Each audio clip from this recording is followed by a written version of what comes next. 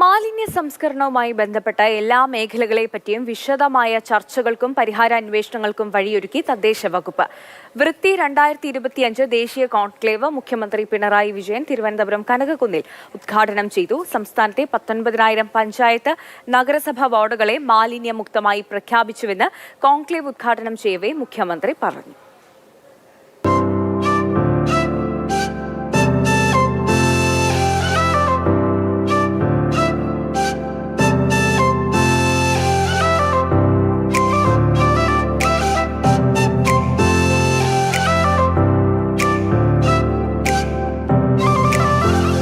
ഇരുപത്തിയൊന്നാം നൂറ്റാണ്ട് നേരിടാൻ പോകുന്ന ഏറ്റവും വലിയ വിപത്താണ് മാലിന്യ സംസ്കരണം.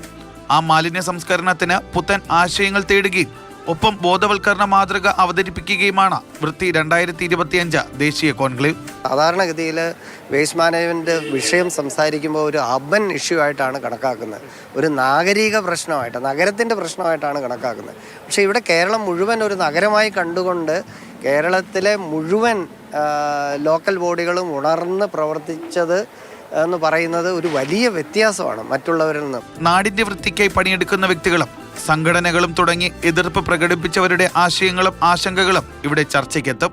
52,000-ഓളം എൻഫോഴ്സ്മെന്റ് പരിശോധനകളിലൂടെ 6 കോടിയോളം രൂപയുടെ പിഴ ചുമത്തുകയുണ്ടായി.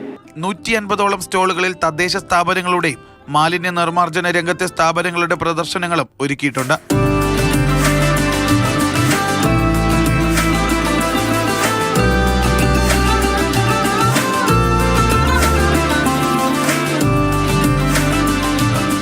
ഏഴ് മേഖലകളിലായി 60 സെഷനുകളിൽ 200ഓളം വിദഗ്ധരാണ് 5 ദിവസത്തെ പരിപാടിയിൽ ആശയങ്ങൾ പങ്കുവയ്ക്കുക. മാലിന്യ സംസ്കരണവുമായി ബന്ധപ്പെട്ട് രാജ്യത്തിനകത്തും പുറത്തുമുള്ള എല്ലാത്തരം മാറ്റങ്ങളെയും ചുവടുവയ്പ്പുകളിൽ ജനങ്ങൾക്ക് അടുത്തറിയാനാകും വിധമാണ് കോൺക്ലേവ് ഒരുക്കിയിട്ടുള്ളത്. മാതൃഭൂമി ന്യൂസ്, തിരുവനന്തപുരം.